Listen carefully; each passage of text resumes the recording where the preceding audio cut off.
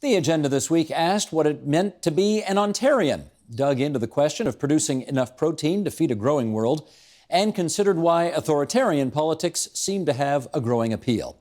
The agenda's Week in Review begins with reactions to yesterday's budget. Let's move on and talk about what I'm sure you think is the other signature achievement of this budget, and that is the fact that for the first time in nearly a decade, it is balanced. I know you're happy about that, but of course others have observed that you got to balance because you sold off a number of government assets and got a number of sort of one-time transfers, for example, from the federal government to make it happen. In which case, is it really a balanced budget? Well, let's be clear. Ontario has been working towards a balanced budget since I became finance minister. We've been deliberate, we've been determined, we've never wavered, we've exceeded our targets year over year, and we're projecting balance for the next 3 years in the foreseeable future because we've increased revenues on an ongoing basis. What you're speaking of are actually minor in comparison to the $140 billion budget that I manage. And all those assets that we repurpose is dollar for dollar reinvested into new assets and into new opportunities. And a good portion of that was used to pay down debt as well. I know you have said in the budget that you plan to run balanced budgets not just this fiscal year, but the next one, and if you're reelected, the next one after that as well. But I also see in the budget papers that as a percentage of our gross domestic product, in other words, as a percentage of our economy, our net debt to GDP ratio is going down like that much, maybe 0.5% over that period of time. 0.5%. Is that really anything to get very excited about? Well, our net debt to GDP ratio will be hovering around 38.9%. It's going down at 35% as we proceed forward. And that compares well to other parts of Canada at 54% and other parts of the world at much higher.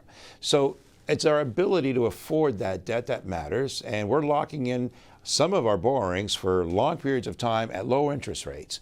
More importantly, 100% of every cent that we take on a borrowing, on that debt, goes to provide for new capital and new assets. So net debt to GDP is an important ratio that I measure, and as long as it's improving, it enables us to continue to sustain it. It is improving, you're right about that, but conservatives, of course, would say, if you got to borrow big in bad times, which of course we did in Ontario, but then when times are good, and the budget numbers you have given us suggest times are good, that's when you really got to start to hammer away at that debt in a much more urgent and significant fashion. And they, of course, would say that you haven't done that. What's the response to that? Well, the first step is to balance the budget, and we're doing that. Then it's a matter of determining what your priorities are.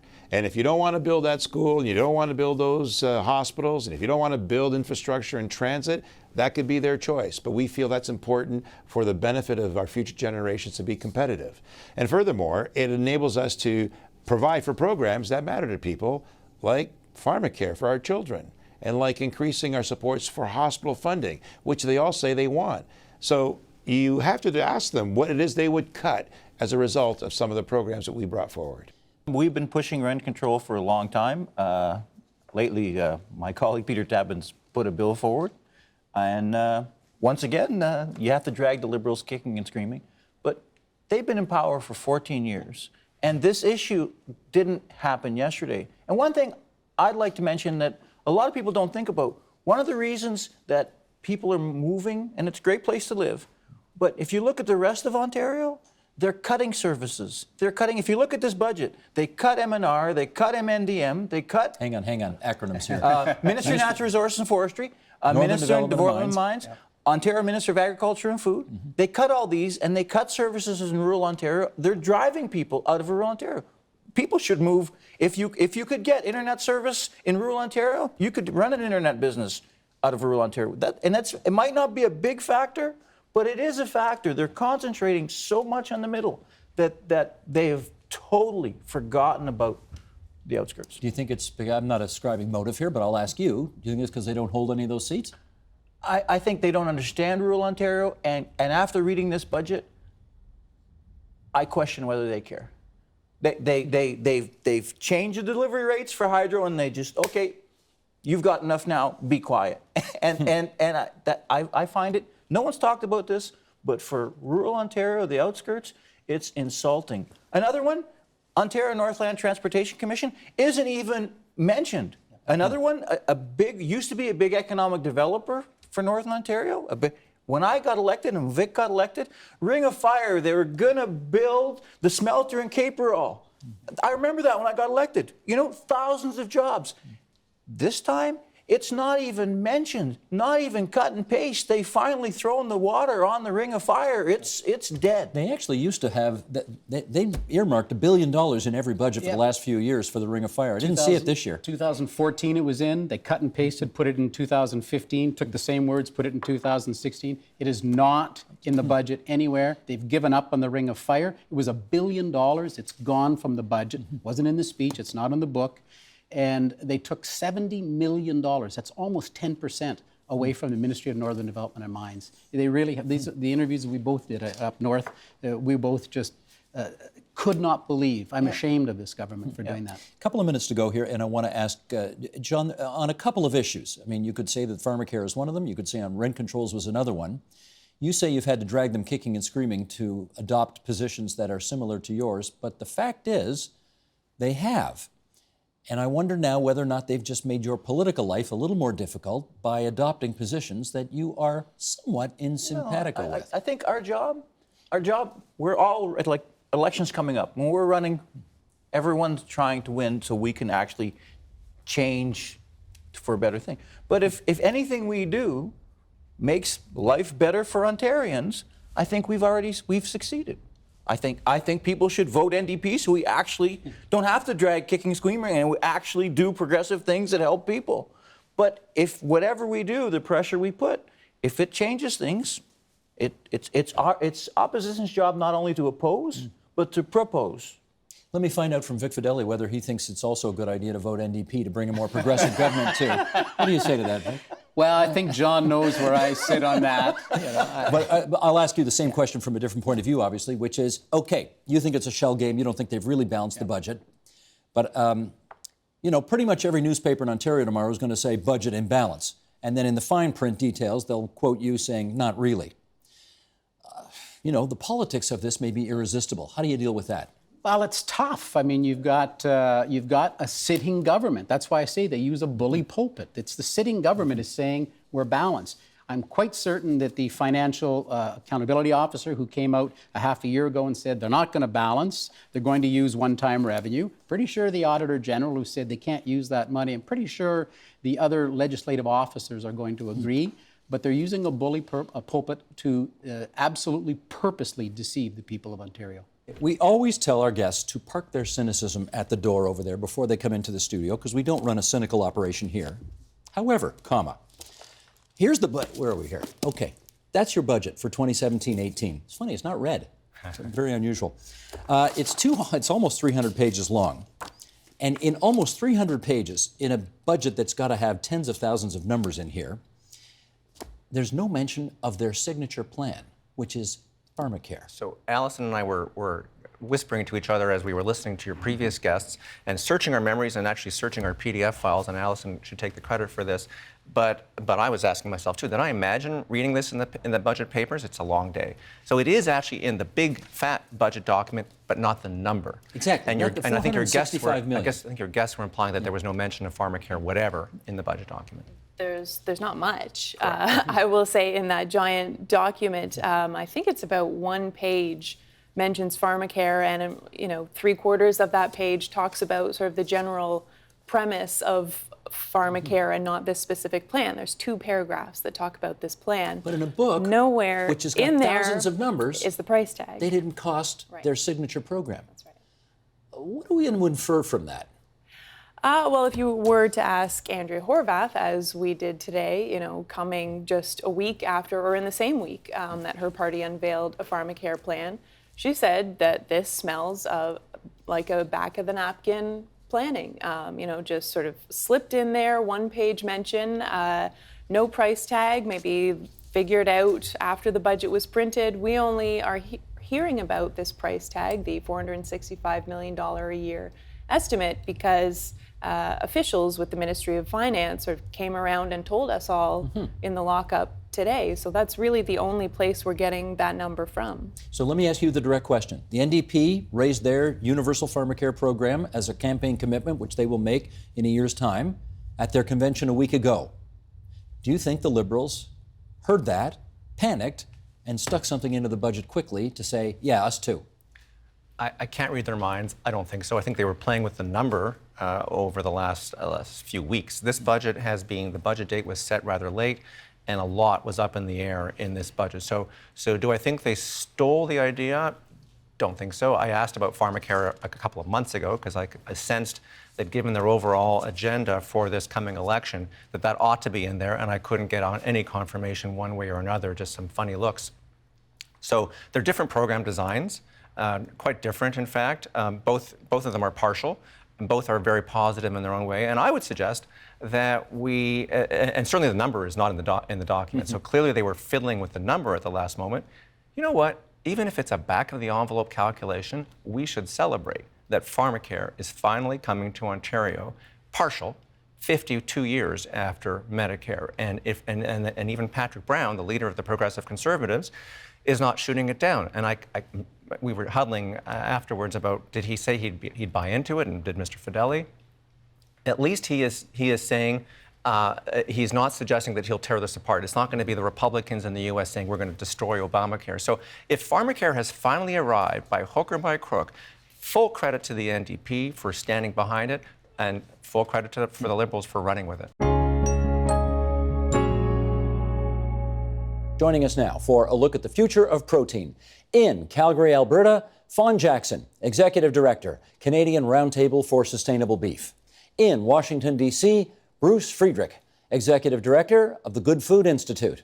And here in our studio, Goretti Diaz, Professor in the School of Environment, Enterprise and Development at the University of Waterloo. Ben Boyer, Professor in the Department of Food Science at the University of Guelph.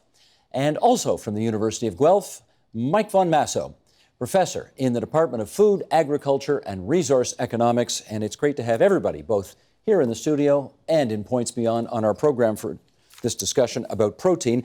I want to, Bruce, and going to you first, I want to repeat the last line of that little setup pack there and find out what your view is on that. To feed the world the amount of protein it will require over the next 20 years is going to mean significant changes in farming practices and likely people's consumption habits as well.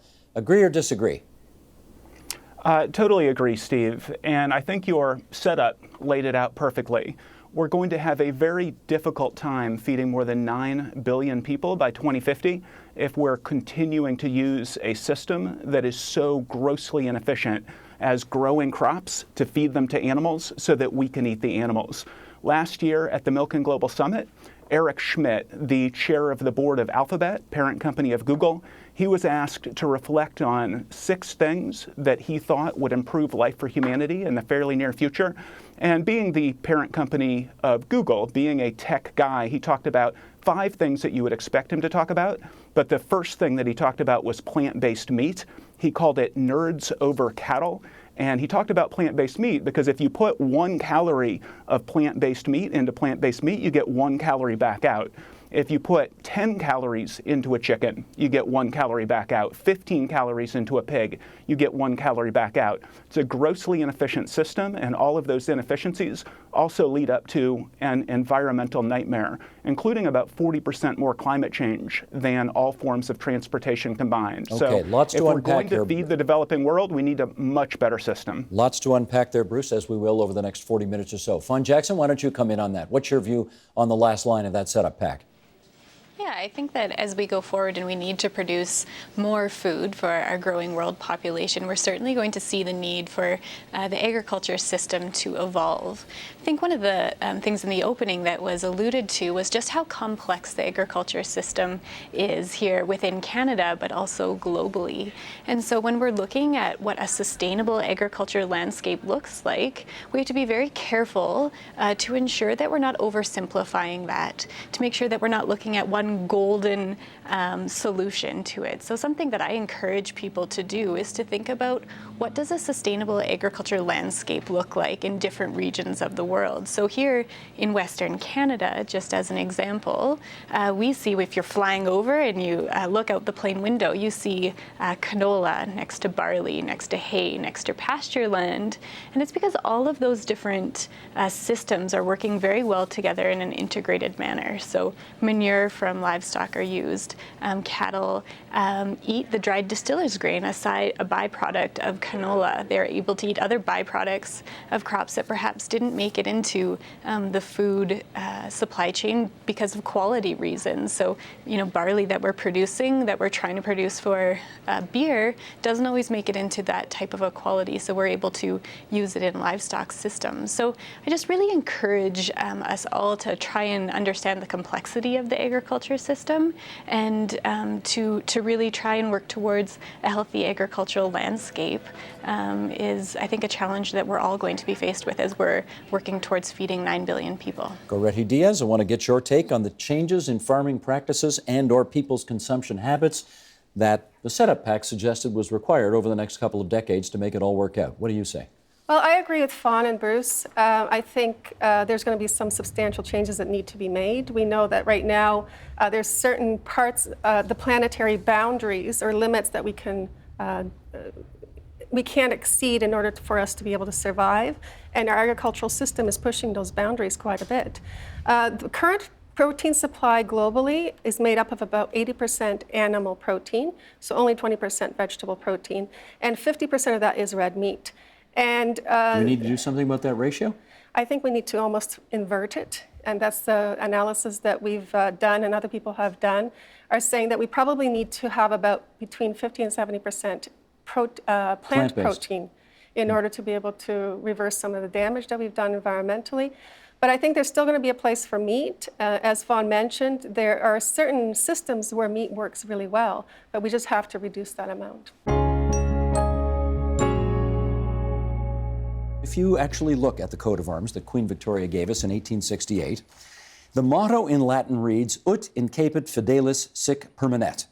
Loyal she began, loyal she remains.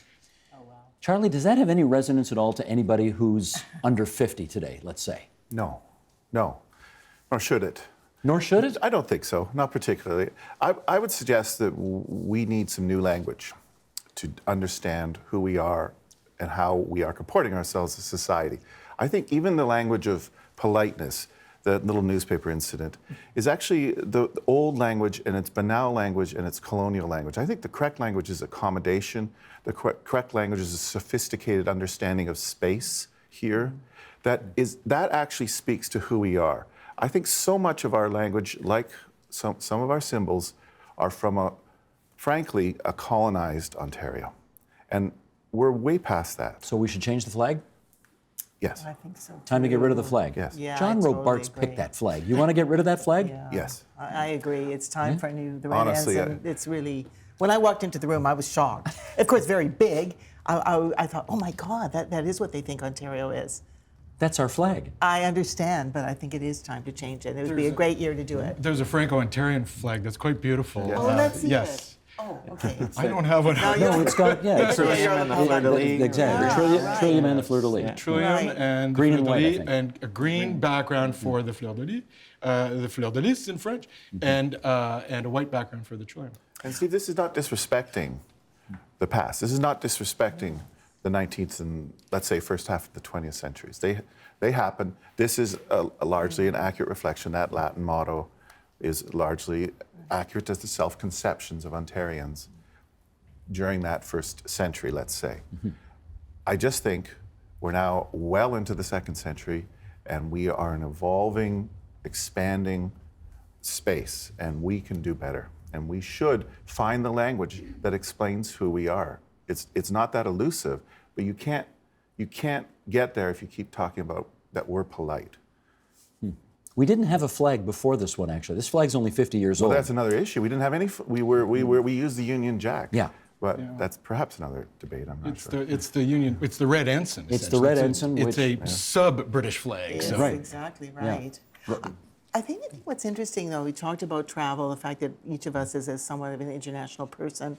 I've lived in Ontario all my life, but I've worked in 100 different cities and many different countries. And I think what's amazing about Ontarians is how we fly below the radar. And so and it's really one of the qualities that makes us successful internationally. We're easily, because we're surrounded by people from everywhere, we can easily land anywhere and be really quite comfortable. I think it makes Ontario very successful in international trade. We probably could be more successful. I think we need to have more funding from our government to export Ontario talent and make our identity stronger on the world stage. I think we need to talk about how can we strengthen this great thing that we have. We do it with so little support compared to other regions, other places. I think that's something we have to kind of throw out there. Going back to the flag for a second, Mark, that flag did.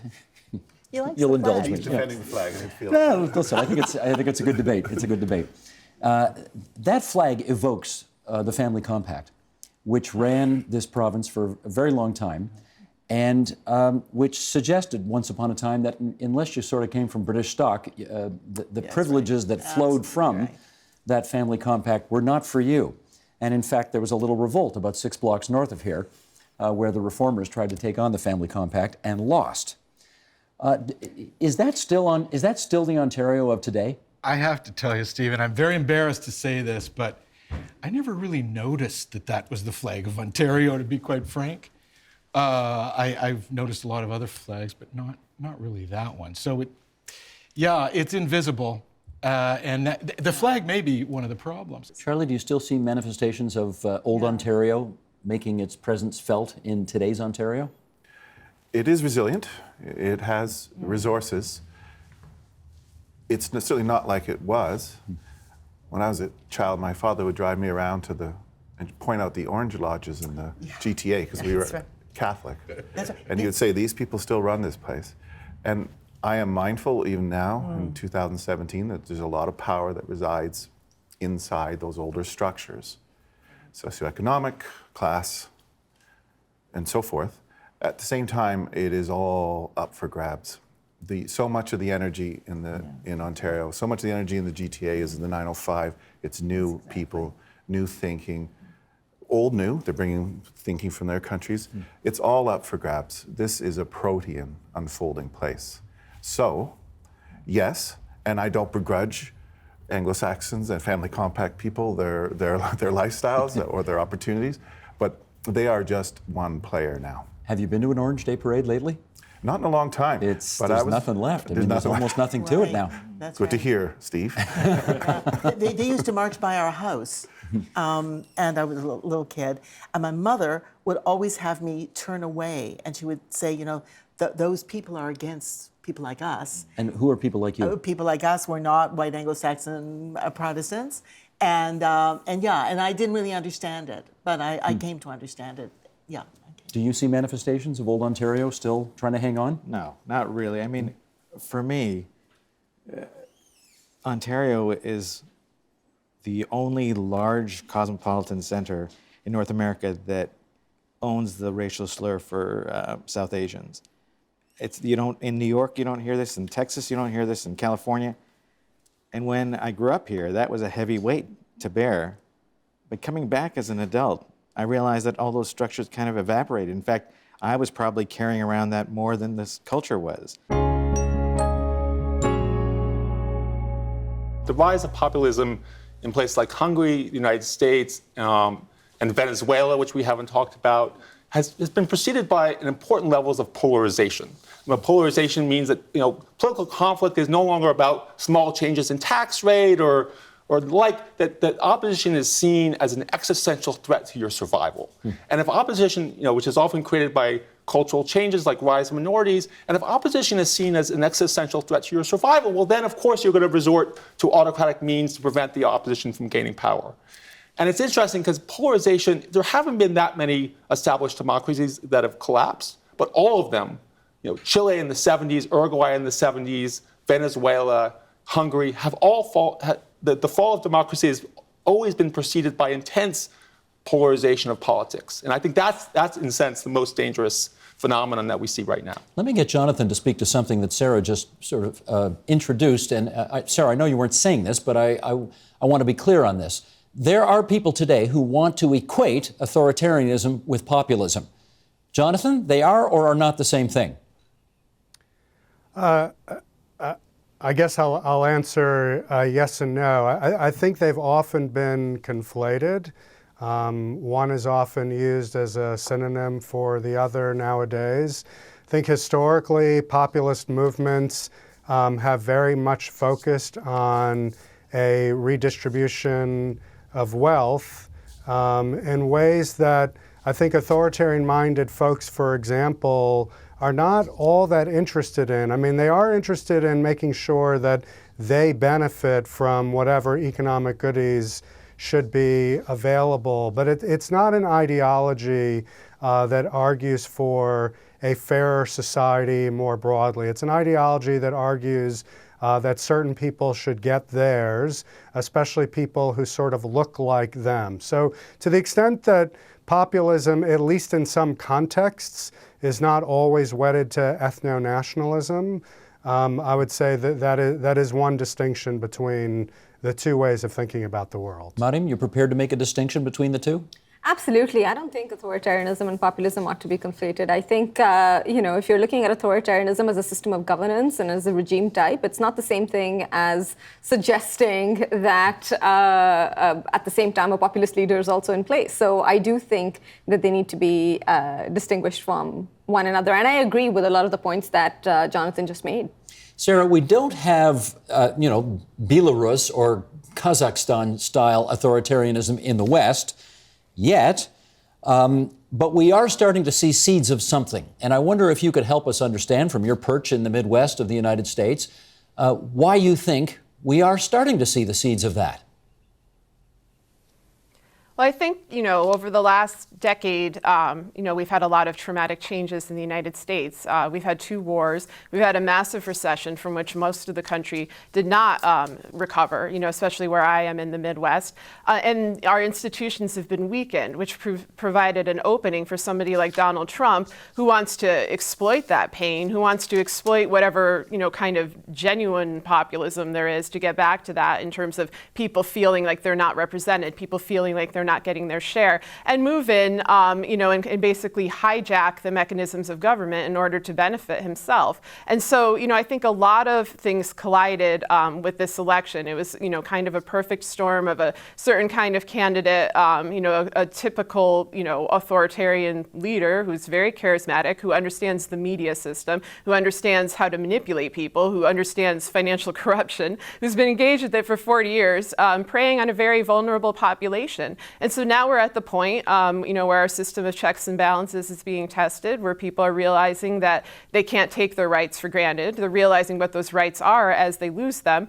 I think, we're certainly not anywhere near, the kind of authoritarianism you see in a place like Kazakhstan, which is actually comparatively mild for Central Asia. But we're certainly headed in that direction. And most alarmingly, we have a government that seems intent on bringing us in that direction, despite the fact that the majority of the country did not vote for it, did not endorse it, and even those who voted for Trump often voted for him, based on false promises that he made.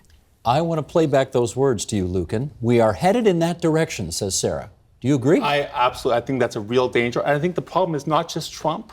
We get a lot of attention because he's Trump. But I think the problem is also that the Republican Party is essentially an authoritarian party.